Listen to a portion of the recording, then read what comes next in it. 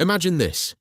An SOE agent steps out of the shadows just 10 feet from a German sentry. He raises what looks like a strange metal cylinder, pulls the trigger, and the only sound is a soft phut, quieter than a finger snap. The sentry collapses without a cry. No gunshot echo, no alarm raised. The agent simply melts back into the night. This wasn't a Hollywood prop. This was the British Welrod, the quietest assassination pistol ever built for World War II. And today, you're going to discover the full forgotten story of how Churchill's spies turned a bicycle pump-shaped device into the ultimate silent killer. Welcome back to Allied Sabotage Vault. If you watched our videos on the exploding rats and the pencil detonator, you already know the SOE specialized in weapons that let one person change the course of the war. The Welrod was their masterpiece of stealth. Hit subscribe and turn on notifications so you never miss when we open the next vault. Let's go back to 1942 at Station 9, the SOE's secret toy shop near Welwyn Garden City, north of London. The problem was simple but deadly. How do you silently eliminate a guard, an SS officer, or a high-value target deep behind enemy lines without alerting every German within half a mile? Major Hugh Q.A. Reeves, one of the SOE's brilliant mad scientists, had the answer. He designed the Welrod, officially called the hand-firing device Mark I or Mark II. The name Welrod came from well for Welwyn, just like all their gadgets. Outwardly, it looked completely innocent, a plain metal cylinder about 14 inches long with a small grip that detached. But inside was pure genius.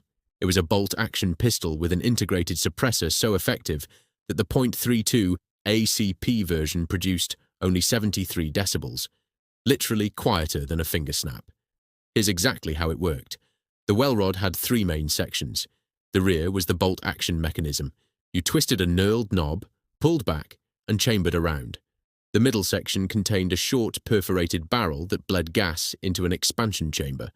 The front was the massive suppressor filled with 18 metal baffles and rubber wipes. The first bullet punched a hole through the rubber. The wipes then sealed up behind it, trapping almost all the sound and flash. The magazine actually doubled as the grip. You could remove it completely, making the weapon look like a harmless bicycle pump when broken down, perfect for hiding in a coat pocket or parachute drop. Agents loved it because it was reliable, concealable, and devastating at close range. Up to 25 yards in daylight, 7 to 8 yards at night. The .32 ACP round was subsonic, so there was no sonic crack. Just a quiet phut, and the target dropped. The Welrod was airdropped by the thousands to resistance groups across occupied Europe, especially in Denmark, Norway, and France. SOE agents and the OSS carried them on missions. There was even a bold 1943 plan to drop hundreds of Welrods, so resistance fighters could carry out mass assassinations of SS and Gestapo officers in a single month. Danish resistance fighters used them with deadly effect. Captured examples show they were issued to underground units for silent sentry removal and targeted killings. One Welrod even ended up in German hands. They were so impressed they reportedly used captured ones against resistance fighters themselves. The weapon was so quiet and effective that British Special Forces kept variants in service long after the war. Some reports say as late as the 1991 Gulf War. Like the pencil detonator we covered last time, the Welrod proved the Allies didn't need expensive wonder weapons. A single agent with a silent pistol could paralyze Nazi command, remove key officers, or clear a path for bigger sabotage operations, all without raising the alarm.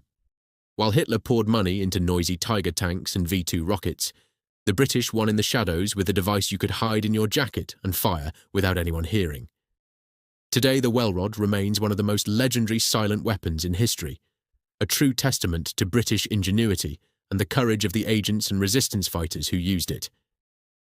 If you enjoyed this deep dive into one of the SOE's deadliest gadgets, smash that like button, subscribe to Allied Sabotage Vault, and leave a comment below.